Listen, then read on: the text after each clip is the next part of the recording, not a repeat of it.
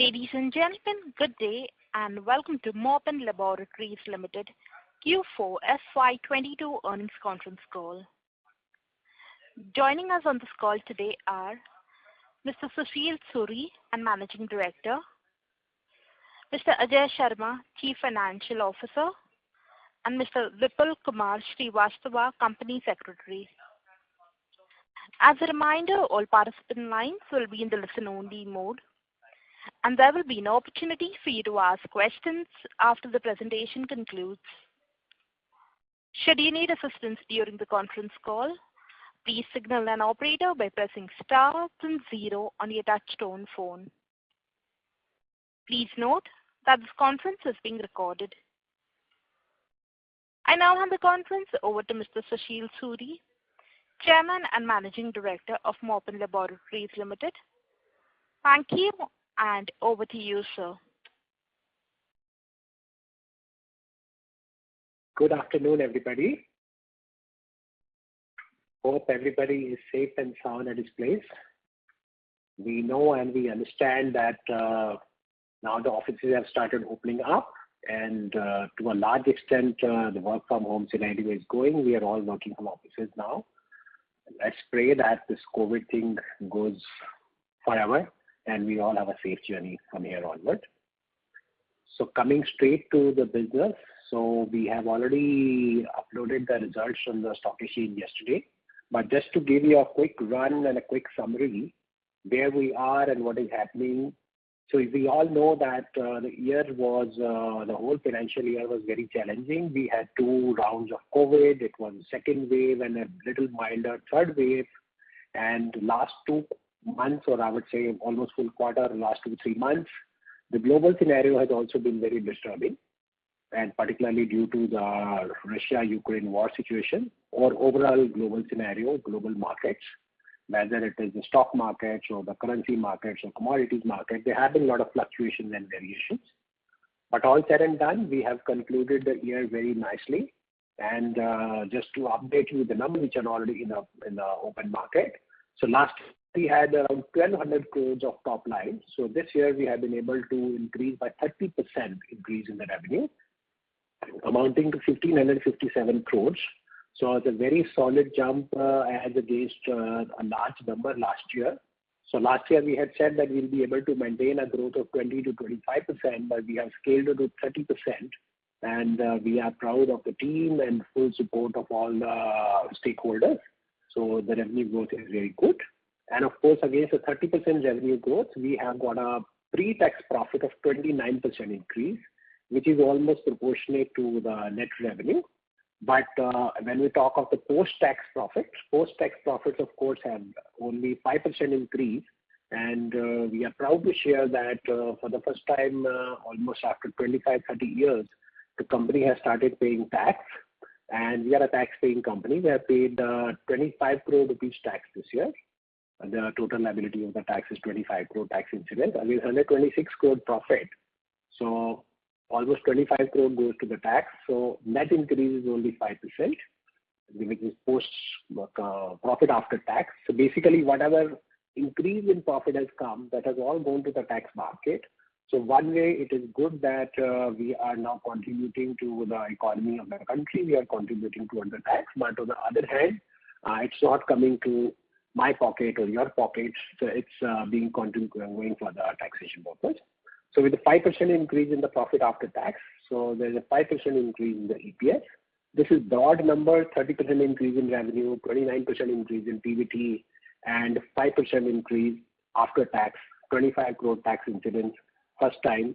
And of course, now once we become a tax-paying company from here onward, the comparison would be apple to apple, because till last quarter, now since we are comparing the results with the last quarter results or last year results, last year there was no tax.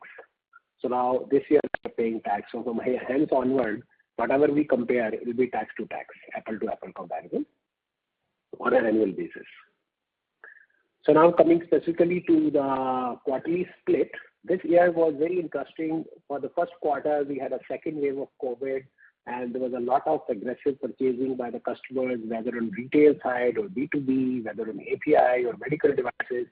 We had a rocking first half, Q1, Q2, both were good, 388 crore, 398 crores, and third quarter also was around 399 crores.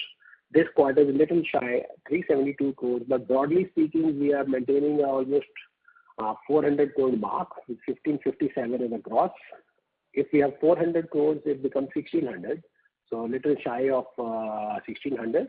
But now we are a 400 crore quarter company between 350 to 400 crores. And quarter on quarter, last year, same quarter, we had 291 crores. This year, same quarter, Q4 is 372 crores. So there is a 28% jump in the quarterly revenue, which is very good. Annual revenue increase is 30%. This quarter is 28%. So we are almost there. Now, if we go forward and try to see where the income is coming from, so against 28% revenue growth, and of course, year as a whole, the growth is 30% from 1,200 crores to 1,557 crores. So here, our export revenue has gone up by 17%. Against 30% increase in the total revenue, export revenue has gone up by 37%, while the domestic revenue has gone up by 38%. So the point to be noted here is that there is a substantial increase in the domestic revenue. Of course, one is because of the medical devices business. There was a huge jump in the medical devices business. In the first half, there was an 88% growth, and in the second half, almost another 10% growth. So overall, there's a 46% growth in the medical devices, and the API also, in the main, our core business of API. So good growth is coming from the domestic market. Our export share, which was 67% last year, has come down to 64% in the API business. So domestic market has gone up. So, but otherwise for the quarter, this Q4, export is 39% up, domestic is 20% up. But company as a whole, there's a 17% increase in the export business. So your export business of your company has gone up to 557 crores. So we have crossed the 500 crore mark, which we were planning last year. But last year we were close at 477. But now this year we have crossed the 500 crore mark and 17% increase, 557 crore export market. So this is a very, very big milestone which we have achieved. Now coming specifically to the business segments. So just to repeat, we have one API business, which is B2B, and where we are not dealing with the consumer. It is more industry to industry.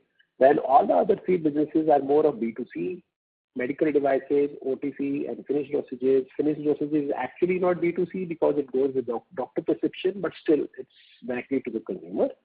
Medical device business, as we had shared in our past calls, we have already taken shareholders' approval, and the process of shifting it to the separate subsidiary is under process, subject to regulatory approvals.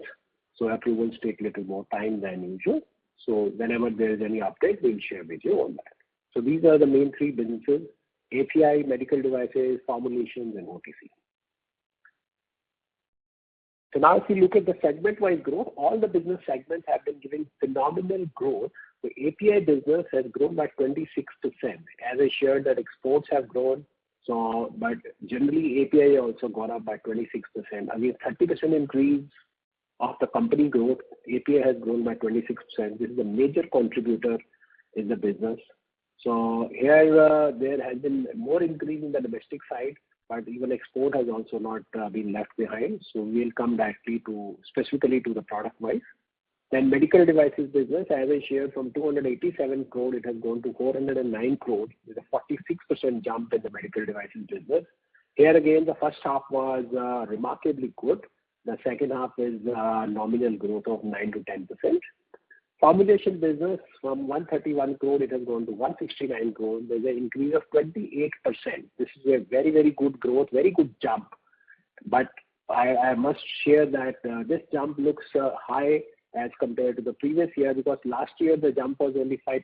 Because the year before, because of the COVID, there was a very, very nominal increase of only 3 to 4%.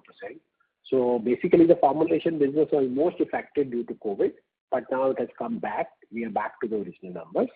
And lastly, our OTC business has gone up from 86 crores to 106 crores. So basically it has crossed the 100 crore mark. So all businesses segments are above 100 crores. So OTC also is 106 crores with a growth of 23%. So all segments have grown. API by 26%, diagnostic devices 46%, formulation 28%, and Dr. Morepen OTC by 23%. So if we look at the segment-wise percentage, medical devices business percentage has gone up by almost 3% from 26% to 29% because the growth was higher than the API. So API has gone from 62 to 59. So 3% drop, almost 2.6% drop. Medical devices has gone up 3%. Formulation is almost same, 11-12%.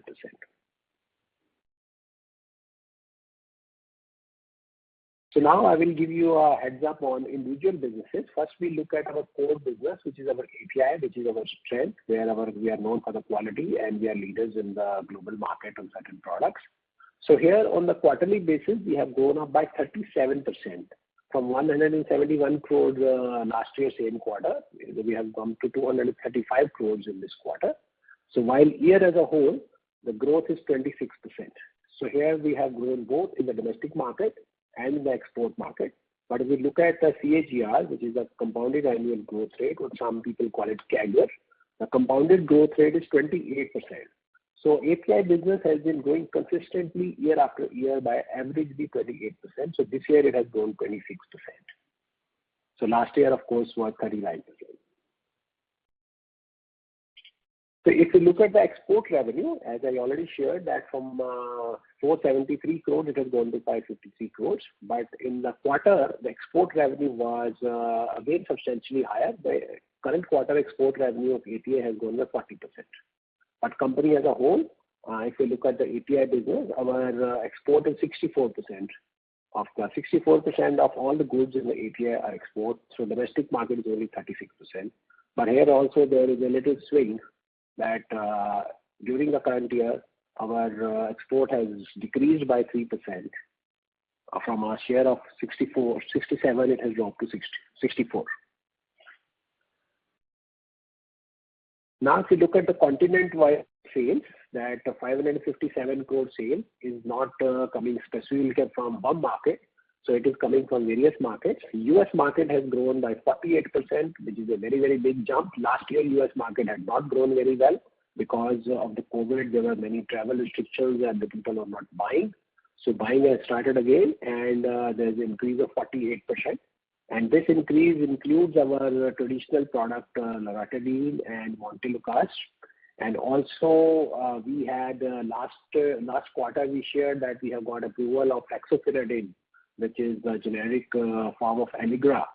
So we have got US FDA approval. Our fexofenadine supplies have started to US in the last quarter, in this Q4. So US market has shown very good growth, which will of course continue as we get more and more orders for all the different products. European market has grown 18%, which is as good as our overall growth of 17%. Asian market was a bit slow, but still it has grown 7%. Here it includes markets like Japan, Korea, Thailand. So we can see that still the movement is not very high, including China. So because these markets are taking some time, China is still disturbed. We are still struggling with the COVID, but we had good exports to China also earlier. Indian market, as I shared, that even the API segment also, the Indian market has grown to 48%. We have almost added 100 crores in the Indian market domestic sales, thanks to our one leading product, montelukast. So it is effective in COVID also, but in general for asthma and for pollution. So montelukast is doing very well, and domestic market has grown 48%, primarily because of montelukast. South American market, which has Brazil, Argentina, Chile, Uruguay, Paraguay. So all these markets taken together has grown by 25%. And of course, African markets are again up 9%. So we have added 183 new customers without much travel and without much, I would say, marketing efforts in this business. So we have got more than 1,009 satisfied customers globally, as against 826 customers, which were last year. So thanks to the whole team that they have been performing very well, and we are now expanding teams in all the continents. And we want to focus more and more now since COVID scenario has slowed down and the travel has started. So we have extensive travel plans in the coming 2 years. So wherever the markets have gone a bit slow, so we want to reactivate and would like to focus more and more on all the continents which have not been able to perform that.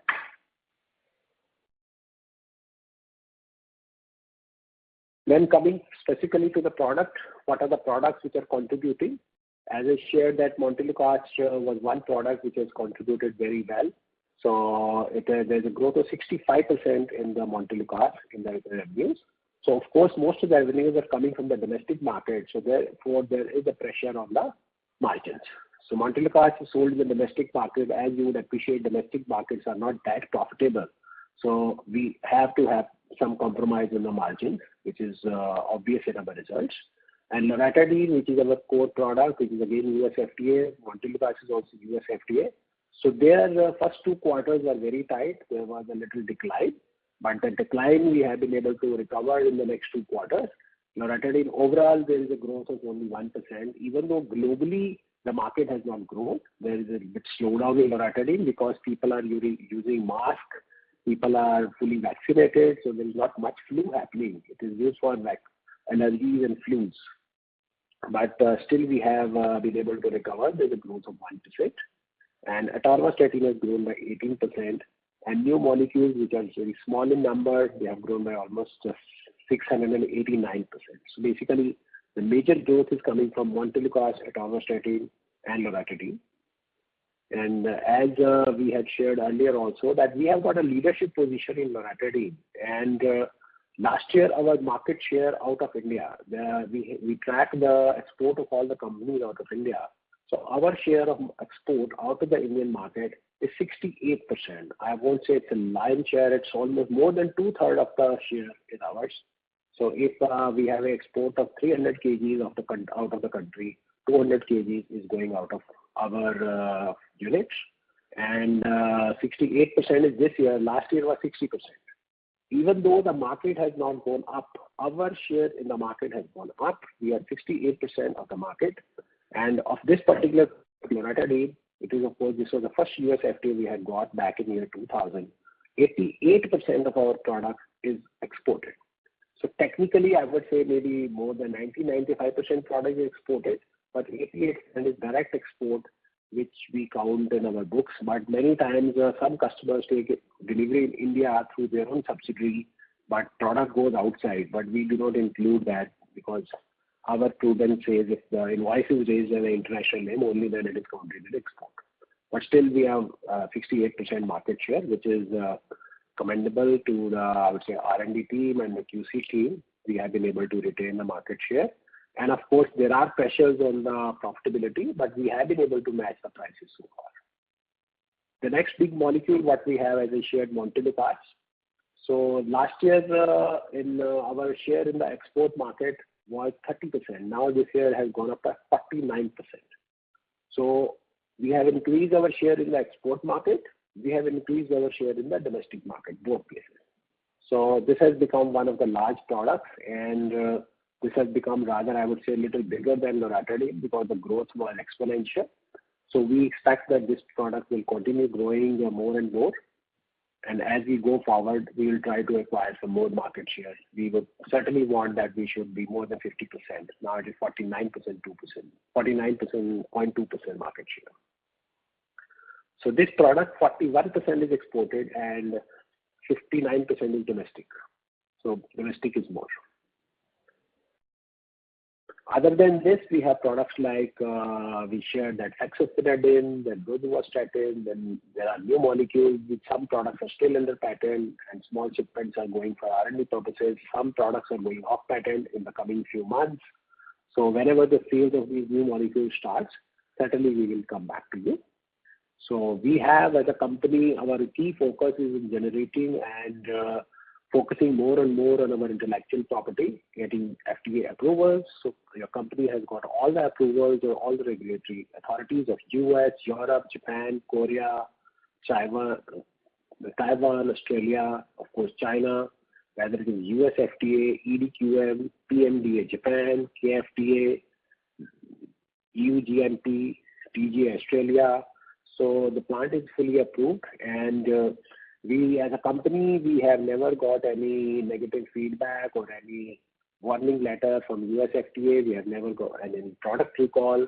We have a history of MIL 483, and your company is proud to share that we enjoy a very good reputation before the FDA from a compliance point of view, and we have not got any negative observation from the FDA inspectors.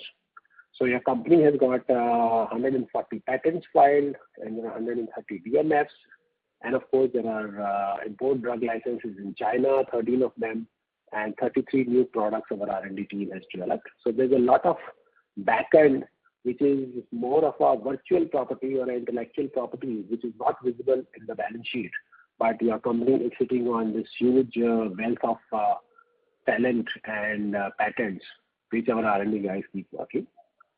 So that was an overall view about the API business. So medical devices business is the next. So you might be hearing all of the year that the medical devices business has been growing at a very high speed, and thanks to a lot of pressure from COVID, people have started using these meters and BP monitors and sugar testing. It has become almost a routine of every household.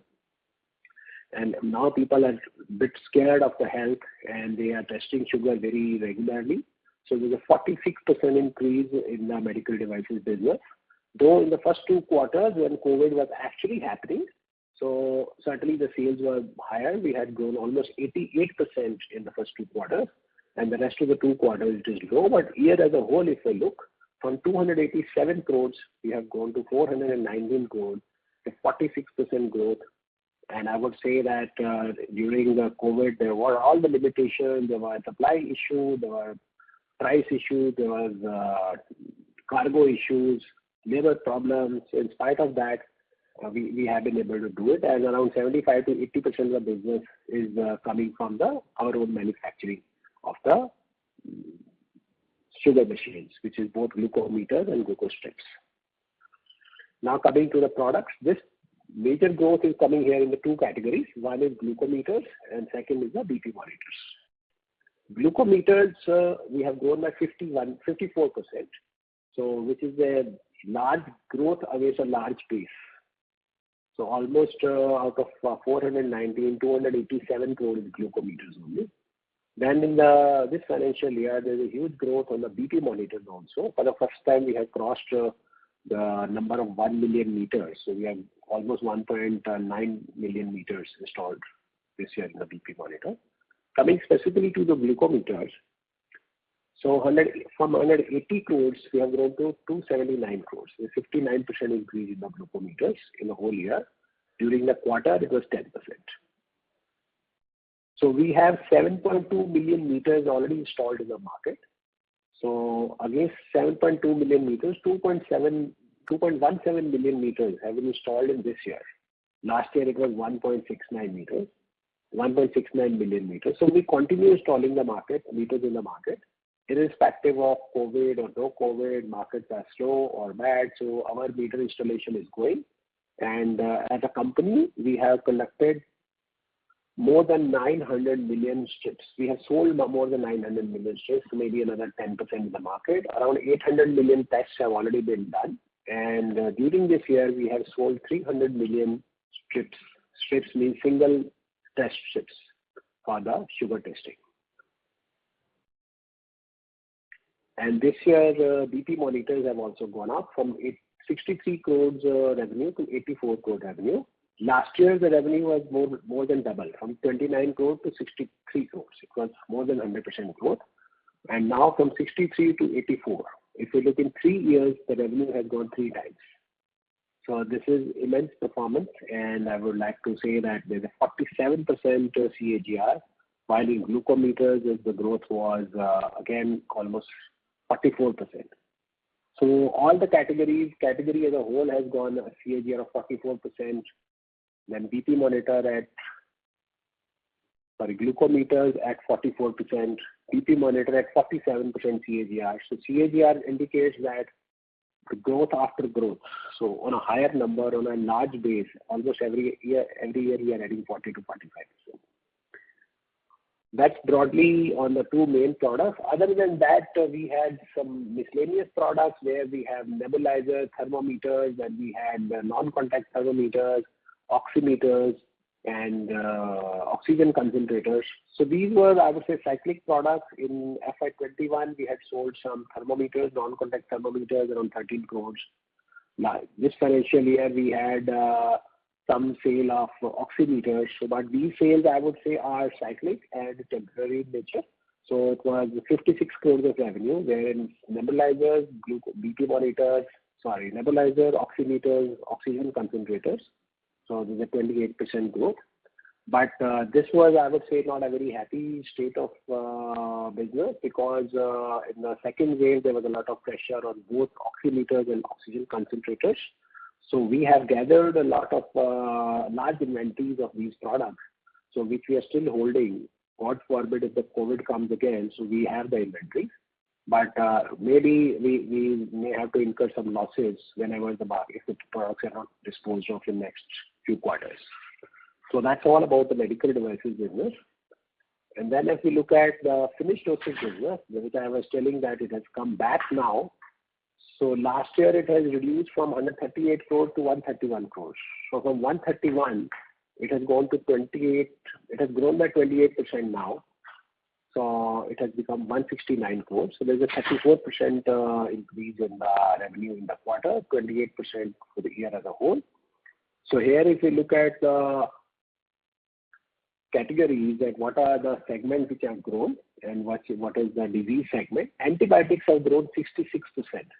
And you would appreciate that because of the prevalent COVID, so there are certain antibiotics which are commonly used. So there is a 66% growth. So then there is a 46% growth in the probiotic and gastro reads. We have a very high-class probiotics which are imported from Belgium. So there's a 46% growth. Then we have a good range of nutrition products and multivitamins which are recommended by the doctors. There's a 31% increase there also, and another 40% growth coming from other common products. So good growth in antibiotic, gastro, and nutrition. Now coming to the last segment, which is Dr. Morepen, which is more of I would say, excitement in the market on the OTC front. Here we have grown by 23%. For the first time, the OTC numbers have grown up to by 106 crores. Here, other than the trade, we have grown up extensively in the online business also. Trade has grown just by 10%, but online business, we have started investing in the online business, wherein we have launched a range of products which are available only online. So on a small number, there is a growth of 273%. But as a company, the online business has started moving up. Out of the total sales, 19% of the company's business in the OTC has become online. So those are the main two things which have grown very nicely. And as a brand, Dr. Morepen is a brand which includes devices, finished dosages, and OTC. So we have become almost 685 crore rupees brand, 685 crore rupees top line brand. So you can imagine the value of this. The brand has grown by 36%. So just to touch base quickly, our R&D spend has grown by 34%. Primarily API 47%, finished dosage 46%. I know time is looking short, but I'll quickly touch the financial highlights. As we talked, the net revenue for the quarter has gone up by 28%. Expenditure, including costs, has gone up by 36%. There's almost a 5% increase in the cost of the raw materials because of the two reasons. One is that because of the supply disruption, so there's an increase in prices of raw materials from China and from other markets because of the heavy cost of cargo also. Secondly, in our main core business of API, where our sale has increased primarily from domestic market. So domestic market is not very highly profitable. So there is a pressure on the margin. So of course, taking into account both the things, the quarterly profit is not very, I'd say, great. So that's why there is a pressure. But if you look at the operating ratios, our debtors have gone up from 1.63 months to 1.73 months because we are doing more sales, little lower recovery in the debtors. Inventory turnover, inventory has gone down from almost 5 months to 4.65 months. Current ratio has gone up because more inventory, more debtors.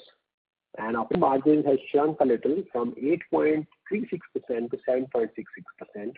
And net margin has also gone down by 1.5% almost, 150 basis points.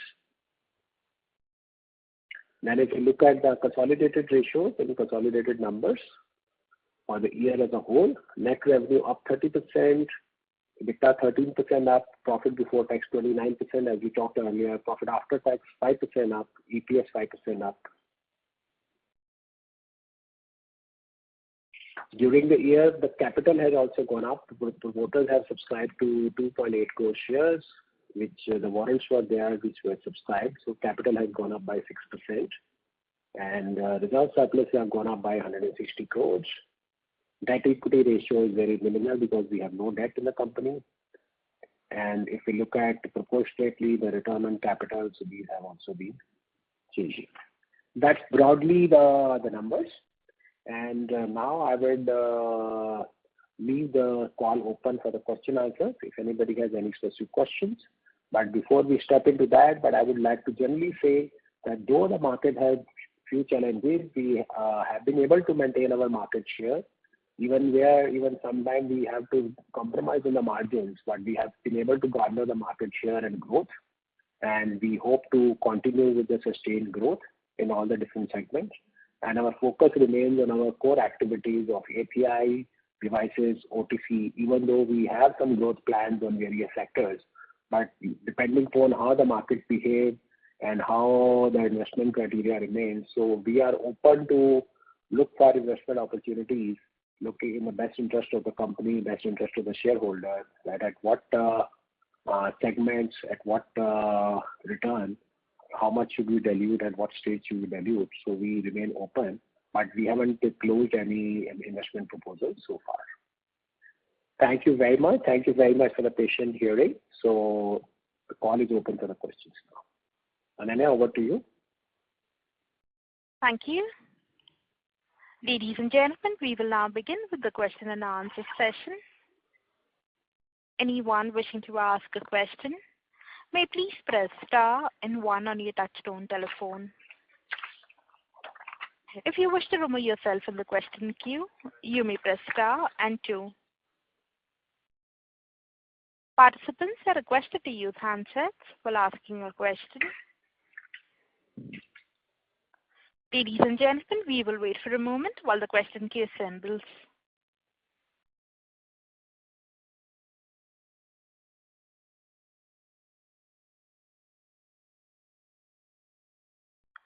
The first question is on the line of Hiten Muchala, an investor. Please go ahead.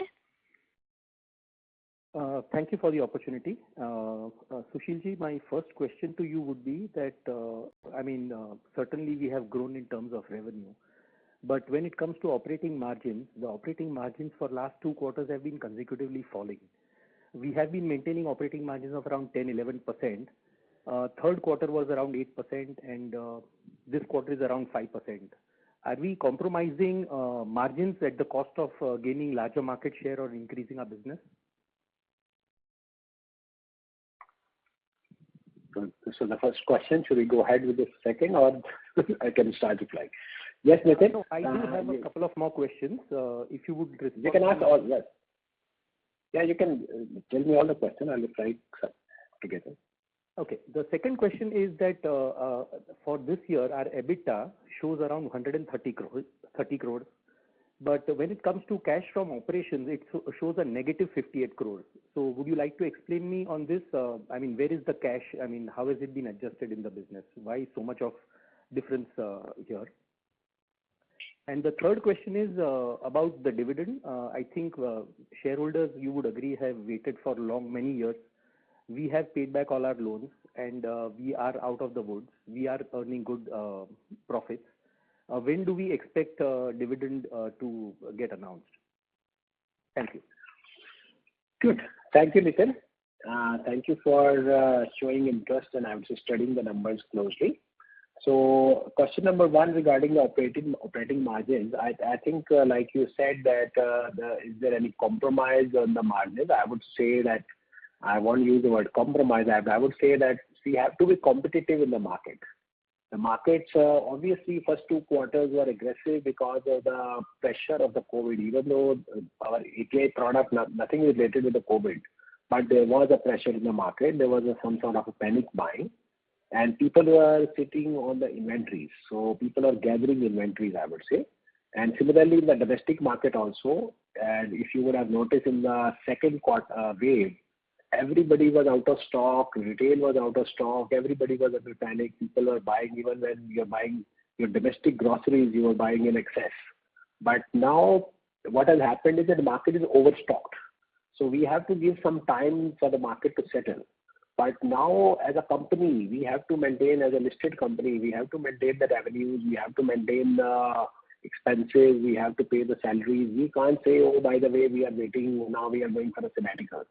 And on the other hand, if we have taken, say, few years to develop a customer, sometimes it takes 3 to 5 years to develop a customer. So if the customer is wanting for a better price, if they are looking for a help, we have to support them. So not that to gather more share, it is only in the domestic market in one product in Montelukast the demand was high, and of course the China prices were also high, supplies were also costly, the cargo was costly, shipments were costly. But here we had to continue the supplies because if we break the chain, somebody else will come in the market and we'll be out of market. So sometimes it is important to get market share, but many a time it is not only about market share, it's only about the market dynamics. In case the prices are increasing on imports, the customer is not going to increase the price in the same day. So sometimes there is a lag. So as a company, we have to sit, we have to wait, but ultimately we service the customer. If we have signed a contract, we have to honor it. So these are the few things which have affected the margins on one side. Secondly is that in the second quarter, in the third quarter and fourth quarter, if you might have noticed, we have started making investment in the advertisement and marketing also, both in terms of medical devices also, in glucometer, BP monitors. We have started small blitz, but not very high decibel. So with Mr. Boman Irani and then with this Karina for our pregnancy items, and of course another ad for the glucometer also. So we had 3-4 advertisements planned for the medical devices, and of course in general, since our domestic sales have gone up, domestic sales the margins are not very high. You would appreciate exports have a better margin, and in export also our major margins come from our key products like Loratadine, which are like 30 years old. So there the sales was, I want to compromise, the sale was not there at all. The first 2 quarters there was no sale. We recovered something in the 3 quarters. But there are 3-4 reasons, but I would say still it was important to maintain the market, which we have been able to do. So coming to your second question, I think Ajay will be able to refer better. Ajay, on this EBITDA and cash flow, you can take a call. Yes, regarding the cash, the cash investment, as we are doing more of domestic business, so our receivables are going high. That's number one. So, and secondly, we are also building the inventories, both in the diagnostic as well as the API segment. So, keeping in view the supply chain constraints, so that our plants are running on schedule and we are able to deliver to our customers. So, these are the 2 components which are basically we are investing our money into making our supply chain lubricated all the time. So I think that's an investment into the business that will have effect in the coming times, and then we'll be able to we are able to assure our customers that we can deliver them on time and as and when they demand. I think we are okay on this. Definitely cash is going into the business, but that will give future growth to us and will have better margins. I think on the cash front. Good. Given the third point, third point I think is dividend. So we fully understand and appreciate that, like I shared with you, that the first time we have started paying tax and it's in a sufficient quantity. So obviously the next item is dividend. But technically, we have little barriers still in our on the table. We are waiting for conversion of the preference shares of the bank. So till there is a default, technically it is a default.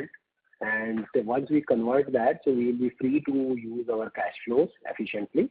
So even though we have surplus profits now, so we are expecting approval from the stock exchanges anytime. So once we get approvals, so in the forthcoming AGM, so shareholders meeting, so it will be decided by you guys only that what should be the dividend policy. Certainly, we are getting ready for that, but I cannot give any forward-looking statement. But yes, we are getting ready. So whenever the board decides and shareholders approve, dividend would be declared. Dividend policy would be declared. Yeah. So do I understand, Sushilji, that the operating margins will start improving from Q1 onwards of this year, or will it remain at around 5% of Q4 levels? I know Q4 certainly was at appraisal, but all along, I think in the previous quarters, if you look at it, it is doing 7 to 8 it has gone from 8 to 10. So obviously, we want to continue maintaining that, but it all depends on how the markets behave, how the markets are, behaving in the coming months. But so far, so good. We do not see much erosion of the market. But certainly, we will keep updating you. But we are confident that we will maintain the last year's average margins, not the Q4 margins. Right. Okay. And coming to the CFO's response to my question, I mean, I do understand that there would be slight increase in the inventory, but when I see the debtors, it doesn't show much increase in the debtors days. So I'm not sure how exactly 130 crores of EBITDA is transferring into a negative 58 crores of cash from operations. I'd like to hear a little more on this. Yes. Yes. Yes, I'm coming to this. You see, if you see the outflow on debtors account, it is 68 crores, right? And then followed by inventories of 100 crores. Right. So those are the which are eating our cash. Sorry to interrupt. Sir, your voice is breaking up. We are not able to hear you clearly. Okay. What I'm saying is that our receivables are increasing by, am I audible right now? Yes, you are audible. Yes, sir. Yes, sir. What I'm saying is that if you see our trade, the two items relating to the sales thing, one is trade receivable and second is the inventories. So on inventories front, we are investing 100 crores more, and the debtors, it is around 68 crores. So in all, 168 crores is going into EBITDA. Is it outflow from operation side? Whatever we have earned, it is going primarily into these two things. I think that explains the primary concern that we are adding around 168 into these two items. So I think that's the basic reason that. I think I'll explain. Do we expect an improvement on this? Because these figures are quite high. Do we expect an improvement on this? We definitely have improvement because as in the first quarter, these inventory will definitely ease out in the first quarter, and then we are sure that as well as the debtor as well as inventory, both will have impact in the first quarter, and the cash flow will release from these two items in the first quarter, in the coming quarter. Okay. Yeah. And Sushilji, you wanted to say something? Yeah, I was saying that since the operating margins, when you say of cash from operation, that exactly means that we earned something from the operation, we invested something. So that figure is net figure, that we earned X amount, we invested Y amount. So the net may be minus. So sometimes these figures are not, I would say, as good to look at, but the fact remains that whatever we are earning is being invested. Rather, we have invested little more than that. Yes. Yeah. And I would like to add there. Yes. And I would like to add that with say a point in the favor of the CFO, that all these growth is coming without any working capital.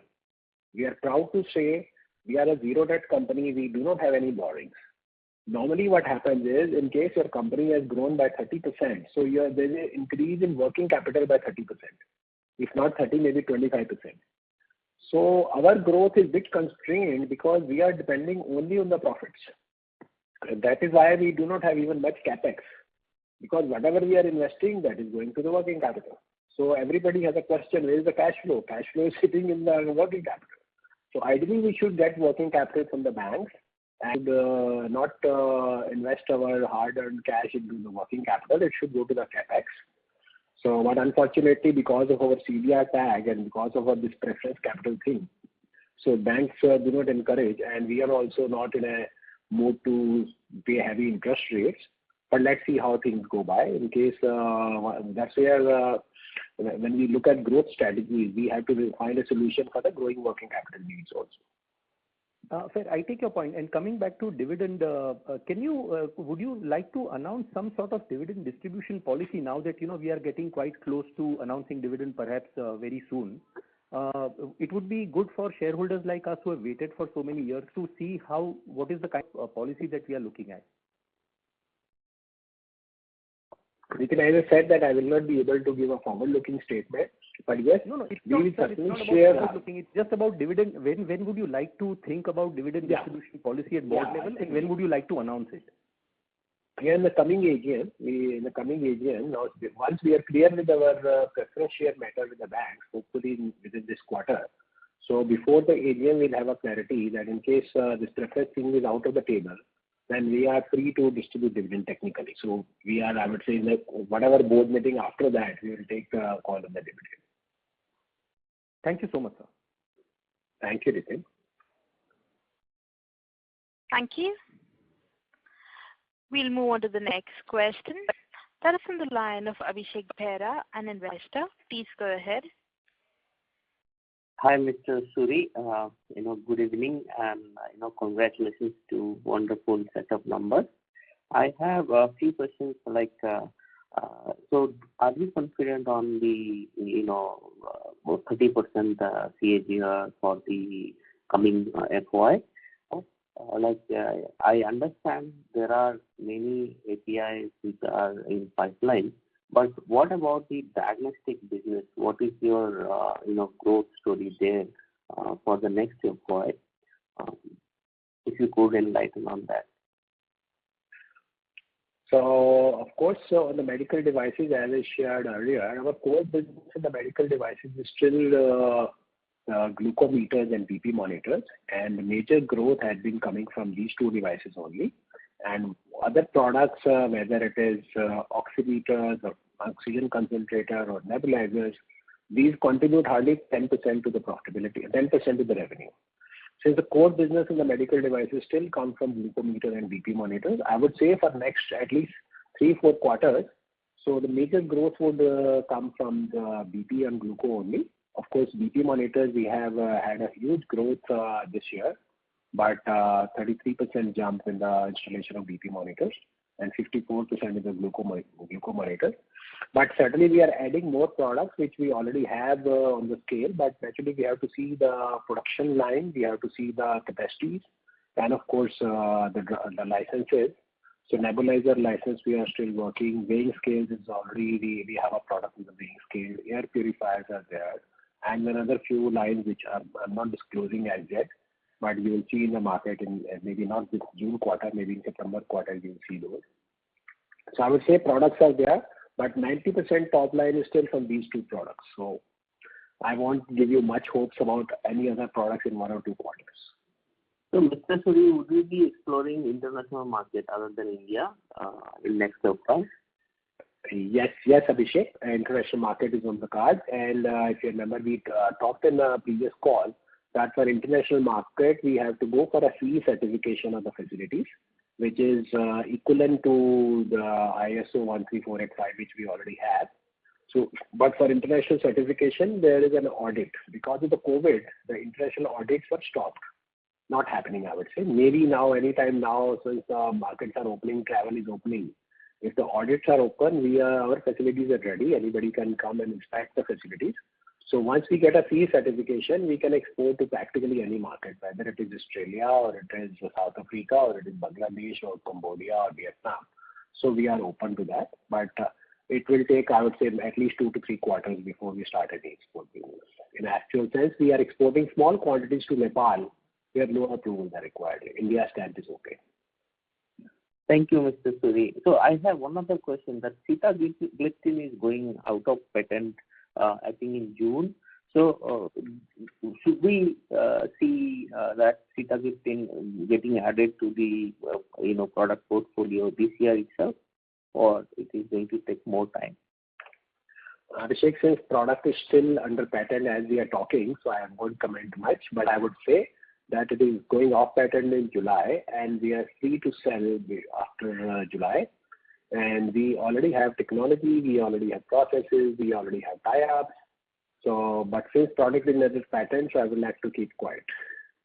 Thank you, Mr. Suri. Thank you, Abhishek. Thanks a lot. Thank you. A reminder to the participants, anyone wishing to ask a question, may please press star and 1. Only 5 minutes more. One question maybe. The next question is from the line of Ranveer Singh from Sunidhi Securities. Please go ahead. Yeah, thanks for taking my question and congratulations for good numbers. So just a broad question because for last 2 years, FY21 and 22, we had elements of some aberration in performance due to COVID. So we lost somewhere, we gained somewhere. Now in Q4, visibly the operating profit margin is very, relatively weak. So just I wanted to understand going forward in each of a segment like API, then the formulation and medical devices business, how the growth is likely to pan out. Though it's a open-ended and the answer may be a little longer, but just broadly I wanted to understand what kind of revenue growth we should take on a consistent and recurring basis, and what kind of profit margin. Though you explained some average profit margin will continue, but if you could give just a little longer for the next 2-3 years, what is our target where we want to go? Ranveer, first of all, I must appreciate that it's a very balanced and very matured question, that exactly what is happening and where are we leading. I think at my table also this is the same question, because quarter on quarter, month on month, there have been questions, there have been answers, and we are all focused on quarterly numbers, and being a listed company, a lot of pressure to perform on quarterly basis. But if I look at the macro picture, I would say health as a scenario and pharmaceutical as a business, these both things are rocking. Everybody is cautious about health, government is cautious about health, our family is cautious about health, your employer is cautious about health, your neighbor is concerned about it, everybody is concerned about health. So health business, pharmaceutical business is going to stay, it is going to grow, it is growing exponentially. Rather, I would say from a pharmaceutical, the more word has come is healthcare, health services, whether digital services, hospital services, pregnancies, deliveries, and even the so-called fertility market, everything is booming. So therefore, we do not see any downfall or shortfall in the market per se. Now the question is only of these quarterly logistics or quarterly maths.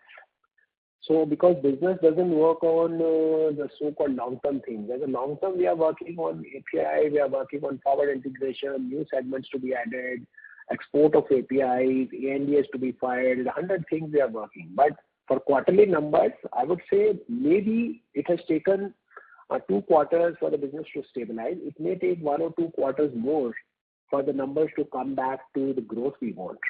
So that's a hard fact that it may take 1 or 2 quarters more for the numbers to stabilize. But long term, everything is good. This business is not going to die. It is increasing. It is expanding. Exports is increasing. And particularly with the vision of our Prime Minister, Made in India story, Make in India story, and the PLI schemes, I think we are the pharmacy of the world. We are the hub of the world to export. Whether it happens in 1 year, whether it happens in 5 years, we are going to rule the world on this pharmaceutical space. So that's a broader view. And coming specifically, what products we will add, what numbers we will add, I would say this is the rat and mice game. We'll keep on playing. Markets will keep on reacting. Competition will keep on coming. You would notice that all the large groups of the country, everybody is opening healthcare sectors. Someone is getting into pharmacy, somebody is getting into hospitals, somebody is getting into digital spaces. So that's a very encouraging, I would say, news for us that it is happening. Earlier, pharma sector was a very quiet sector. Now it is happening. That's a broad statement. Fine. And another one on warrant side, when the remaining portion of warrant we are planning to convert? Ranveerji, we have time till, I think, middle of September. I think there's an 18 months window. So some warrants were to be closed before March. We have subscribed to that. We have window till September. So anytime before September, we will do that. And that would be utilized for, because you do not have any major capex. So where that money will go?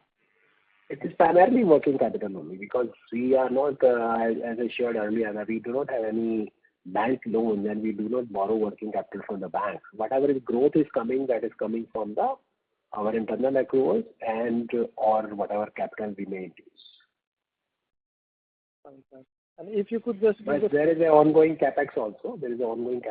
But those, I would say, it will get divided between capex and working capital. Okay. And what was the contribution of hexofinidin in this quarter? I do not have product-wise number with me, but maybe around 14-15 crores. And that was entirely in domestic market, eh? No, hexofinidin is export, because we got US FDA approval in November, so export has started this quarter.